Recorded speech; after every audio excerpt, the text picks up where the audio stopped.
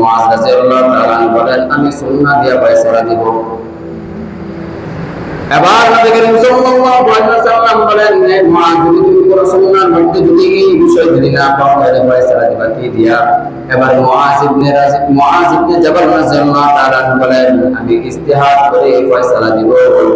এবার নবী করিম সাল্লাল্লাহু আলাইহি ওয়াসাল্লাম বলেন, তোমার এই কথার দ্বারা আমি খুশি হয়ে গেলাম। আমি আল্লাহ তাআলার উপর শুকরিয়া আদায় করতেছি যে আল্লাহ তাআলা এরকম একজন ব্যক্তিকে ইমানের গভর্নর হিসেবে নিযুক্ত করেছে। এই জন্য কোরআনের বিধান হলো এরকম ভাবে যে নবী করিম সাল্লাল্লাহু আলাইহি ওয়াসাল্লামকে এরকম ভাবে মানতে হবে, নবী করিম সাল্লাল্লাহু আলাইহি ওয়াসাল্লামের সুন্নাতগুলোকে এরকম ভাবে মানতে হবে। কোরআন কারীম আল্লাহ তাআলা যে বিধানগুলো দিয়েছেন এই বিধানগুলো এরকম ভাবে মানতে হবে। আল্লাহ তাআলার বিধানের পরে নবী করিম সাল্লাল্লাহু আলাইহি ওয়াসাল্লামের সুন্নাহগুলো এরকম ভাবে মানতে হবে। এটাই হলো আদব, এটাই হলো শিষ্টাচার। আর যদি কোনো ব্যক্তি বলে যে না আমি এটা মানবো না, আমি আমার মন করে জীবন যাপন করবো, তাহলে এটা শিষ্টাচার হতে পারে না। এই জন্যই আল্লাহ তাআলা সূরাতুল হুজুরাত নাযিল করে বলছেন, লা তুকদ্দিমু, তোমরা অগ্রগামী হবে না। আল্লাহ এবং আল্লাহর রাসূলের বিধানের ক্ষেত্রে তোমরা কি করবে না? অগ্রগামী হবে না।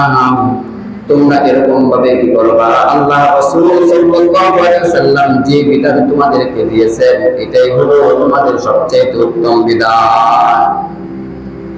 এই জন্য হাসান বসরি রাহমাতুল্লাহি আলাইহি বলেন, যার ভিতরে শিষ্টাচার নাই, আদব আখলাক নাই, সে মানুষ হতে পারে না।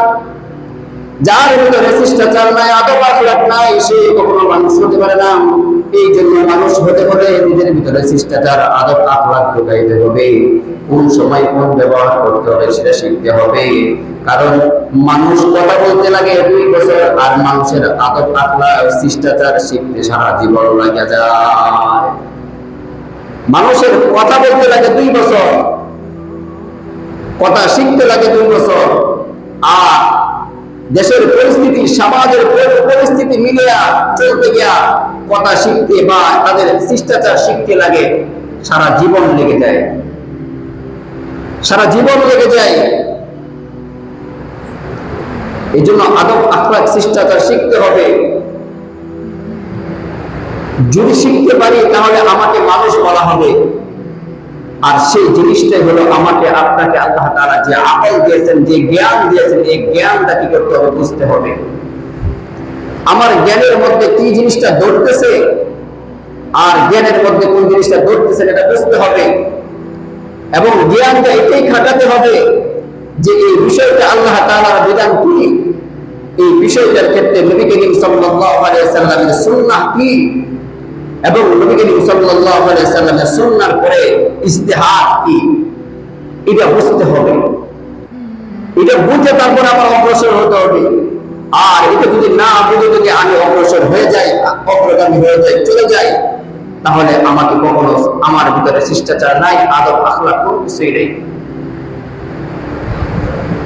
আমার ভিতরে আদব আখলাক কিছুই নাই। কারণ মানুষ একটা সামাজিক মাধ্যমে চলে, মানুষ একা একা বাস করতে পারে না, একটা মানুষ একা একা জীবন যাপন করতে পারে না।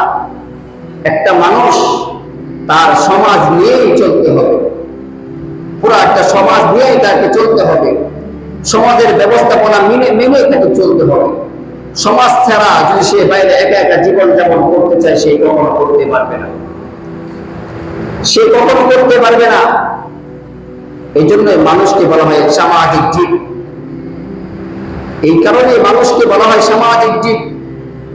এই মানুষগুলোই হলো একটা সামাজিকের ভিতরে আছে।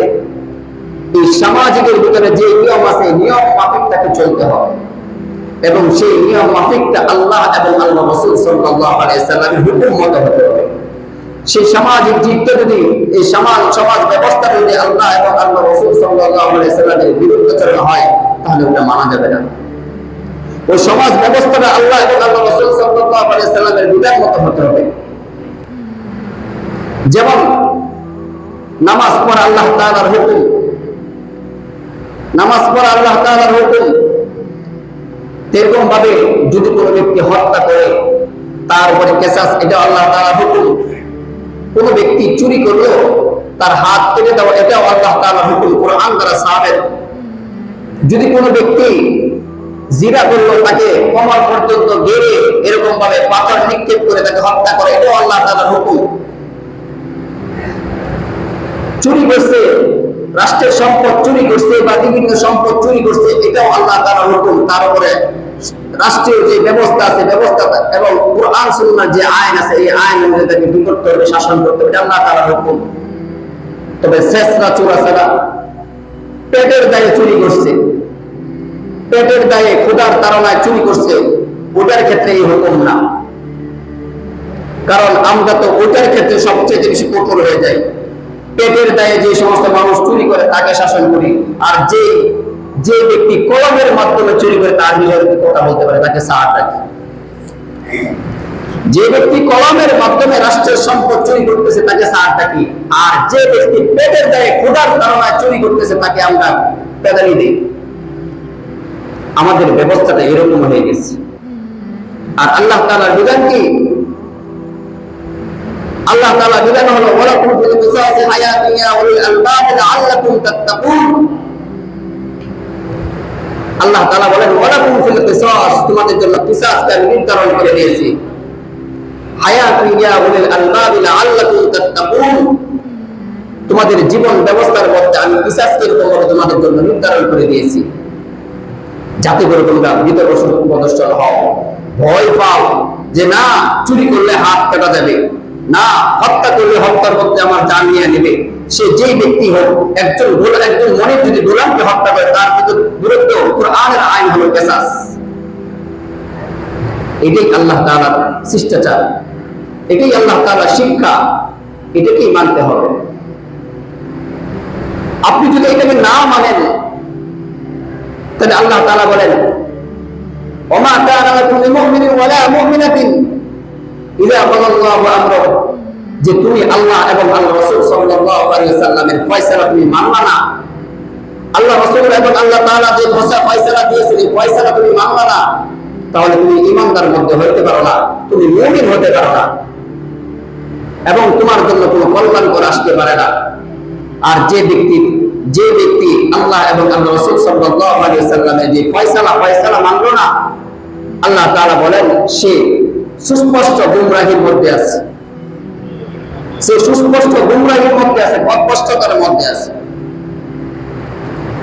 এজন্য সমাজ ব্যবস্থার ক্ষেত্রে আল্লাহ তাআলা হুকুম, নবী করিম সাল্লাল্লাহু আলাইহি ওয়াসাল্লামের সুন্নাহ মেনে করতে হবে, পরিচালনা করতে হবে, এবং এই সমাজটাকে এরকম ভাবে কোরআন সুন্নাহ দিয়ে শাসন করতে হবে। তখন এটা কি বলা হবে? সমাজ। এটা কি বলা হবে? সুন্দর সমাজ। আল্লাহ তাআলা কোরআন সূরাতুল হুজুরাতের মাধ্যমে এই সমাজ ব্যবস্থাটাকে আল্লাহ তাআলা এই সুন্দর শিক্ষা দেওয়ার জন্য আল্লাহ তাআলা সূরাতুল হুজুরাত নাযিল করেছেন। আল্লাহ তাআলা সূরাতুল হুজুরাত নাযিল করেছেন, সব বিধান দিয়েছেন, নামাজ দিয়েছেন, রোজা দিয়েছেন, হজ দিয়েছেন, কোনো বিধান আল্লাহ তাআলা বাকি রাখেন নাই। সর্বশেষ আল্লাহ তাআলা সূরাতুল হুজুরাত নাযিল করে শিষ্টাচার শিক্ষা দিয়েছেন। শিষ্টাচার শিক্ষা দিয়েছেন। আল্লাহ তাআলা বলেন ইয়া আইয়ুহাল্লাযীনা আমানু লা তুকদ্দিমু বাইনা ইয়াদাইল্লাহি ওয়া রাসূলিহি। আল্লাহ তাআলা বলেন হে ঈমানদারগণ, তোমরা কি করবে না, কখনো এরকম ভাবে তোমরা তোমাদের নবী এবং আল্লাহ তাআলার বিধানে অগ্রগামী হবে না। শুধুমাত্র ঈমানদারদেরকে আল্লাহ তাআলা বলছেন এই সূরার মধ্যে 5 বার ঈমানদারদেরকে বলছেন, একবার শুধু মানবদেরকে বলছেন। শুধুমাত্র ঈমানদার যাদেরকে আল্লাহ তাআলা নামাজ দিয়েছেন, যাদেরকে আল্লাহ তাআলা কোরআন দিয়েছেন, যারা মুসলিম, যারা ইসলাম ধর্ম পালন করে, যারা মুসলমান, ইসলাম ধর্ম যারা গ্রহণ করেছে, তাদেরকে আল্লাহ তাআলা এই বিধান দিয়েছেন। মুসলমান ছাড়া অন্য কাউকে আল্লাহ তাআলা এই বিধান দেন নাই। এজন্য আল্লাহ তাআলা ঈমানদারদেরকে ঘোষণা করেছেন। আল্লাহ তাআলা বলতেছেন তোমরা তোমাদের নবীর অগ্রগামী হবে না, তোমাদের নবী তোমাদের জন্য যা নিয়ে আসছেন তাই তোমরা কি করো? গ্রহণ করো। নবী করিম সাল্লাল্লাহু আলাইহি ওয়াসাল্লাম বলেন ইন্নামা বুইসতু লিউতিম্মা মাকারিমিল আখলাক, আমাকে তো আল্লাহ তাআলা দুনিয়ার জমিনের মধ্যে চারিত্রিক শিষ্টাচার শিক্ষা দেওয়ার জন্য আল্লাহ তাআলা প্রেরণ করেছেন। আরেক আয়াতের মধ্যে আল্লাহ নবী সাল্লাল্লাহু আলাইহি ওয়াসাল্লাম বলেন আনা বুইসতু মুআল্লিমান, আমি তো আল্লাহ তাআলার পক্ষ থেকে চারিত্রিক শিক্ষক হিসেবে আমি দুনিয়ার জমিনের মধ্যে প্রেরিত। নবী করিম সাল্লাল্লাহু আলাইহি ওয়াসাল্লাম আমাদের শিক্ষা দিয়েছেন তাই গ্রহণ করতে হবে। আর নবী করিম সাল্লাল্লাহু আলাইহি ওয়াসাল্লাম যা নিষেধ করেছেন তাই কি করতে হবে, আমাদেরকে নিজেকে বাঁচায় রাখতে হবে, তা গ্রহণ করা যাবে না। এই জন্য নবী করিম সাল্লাল্লাহু আলাইহি ওয়াসাল্লামের ব্যাপারে আল্লাহ তাআলা বলেন, তোমাদের নবী যা তোমাদের জন্য হুকুম করেছেন তা তোমরা পালন করো, যা গ্রহণ করতে বলেছেন তা তোমরা গ্রহণ করো। আর ওমা নাহাকুম আনহু ফান্তাহু, আর নবী যা তোমাদেরকে নিষেধ করেছেন তা থেকে তোমরা বিরত থাকো। নবীর অগ্রগামী হওয়া যাবে না। নবী যা আমাদেরকে দিয়েছেন তাই তোমরা মানবা, আর নবী যা তোমাদেরকে নিষেধ করেছেন তা তোমরা মানা যাবে না। মক্কার নগরী মদিনার মধ্যে এরকম ভাবে তিনজন সাহাবী ছিলেন, তিনজন এরকম সাহাবী ছিলেন। তিনজন সাহাবী মুমিনের মধ্যে থেকে একজনের কাছে যায় যখন নবী করিম সাল্লাল্লাহু আলাইহি ওয়াসাল্লামের বিবিগণের মধ্যে যায় একজনের কাছে জিজ্ঞাসা করলেন, নবী করিম সাল্লাল্লাহু আলাইহি ওয়াসাল্লামের আমল আখলাক চরিত্র সম্পর্কে যখন জিজ্ঞাসা করলেন, তখন তারা ধারণা করতে পারলেন যে নবী করিম সাল্লাল্লাহু আলাইহি ওয়াসাল্লাম কত ইবাদত করতেন, ইবাদত করতেন। যে নবী করিম সাল্লাল্লাহু আলাইহি ওয়াসাল্লাম অনেক ইবাদত করতেন। এবার ওই তিনজন পরামর্শ করলেন যে নবী করিম সাল্লাল্লাহু আলাইহি ওয়াসাল্লামের সামনে এবং পিছনে সমস্ত গুনাহ আল্লাহ তাআলা মাফ করে দিয়েছেন। আর সেই নবী যদি এত ইবাদত করতে পারে তাহলে তো আমাদের তো আরো বেশি ইবাদত করা দরকার, আরো বেশি ইবাদত করা দরকার। এরকম ভাবে যখন তারা তিনজন পরামর্শ করে এরকম ভাবে পরামর্শ করলেন, একজন বলতেছেন আমি আর জীবনে কখনো রোজা পালবো না, আমি সারা জীবন রোজাই রাখবো। আরেকজন বলতেছেন আমি আর কখনো রাত্রে ঘুমাইতে দেব না, সারা রাত এরকম ভাবে নফল নামাজ পড়তে কাটায় দিব। আরেকজন বলতেছেন আমি আর বিবাহ শাদী করবো না, আমি বিবাহ শাদী করলে এটা যাবে সংসারে কারণে আমার ইবাদত করতে হবে, এই জন্য বিবাহ আমি আর করবো না, খালি কি করবো রাত দিন ইবাদত করবো। তিনজন ব্যক্তি এরকম ভাবে তিনজনের তিন রকম ফয়সালা যখন তারা এরকম ভাবে পালন করতেছে, এবার নবী করিম সাল্লাল্লাহু আলাইহি ওয়াসাল্লামের কাছে এই সংবাদ যাওয়ার পরে নবী করিম সাল্লাল্লাহু আলাইহি ওয়াসাল্লাম তিনজন সাহাবীকে ডাকায় নিলেন। তিনজন সাহাবীকে বলতেছেন তোমরা এরকম পরামর্শ করেছো কিনা? এবার সাহাবায়ে কেরাম বলতেছে হ্যাঁ এরকম পরামর্শ করেছি। এবার নবী করিম সাল্লাল্লাহু আলাইহি ওয়াসাল্লাম বলতেছেন তোমরা যে সমস্ত বিষয় থেকে তোমরা নিজেদেরকে বিরত রাখার চেষ্টা করছো, আমি তো ওই সমস্ত কাজ করে আমি আল্লাহ তাআলার নিকট একজন বান্দা হয়ে গেছি, আমি তো আল্লাহ তাআলার নিকট লাভ করতে পারছি, তাহলে তোমরা কেন এরকম সিদ্ধান্ত করলা? এবার নবী করিম সাল্লাল্লাহু আলাইহি ওয়াসাল্লাম বলেন আমার তো আমি তো বিবি ব্যবহার করি, আমারও তো বিবি আছে, বিবির সাথে যাই এরকম ভাবে, তারপর আমি আল্লাহ তাআলার নিকট লাভ করতে পারছি। এবার নবী করিম সাল্লাল্লাহু আলাইহি ওয়াসাল্লাম বলতেছেন আমিও তো এক রাত সারা রাত নামাজ পড়ে আবার রাত্রে ঘুমাই, তারপরে তো আমি আল্লাহ তাআলার নিকট বান্দা হয়ে গেছি।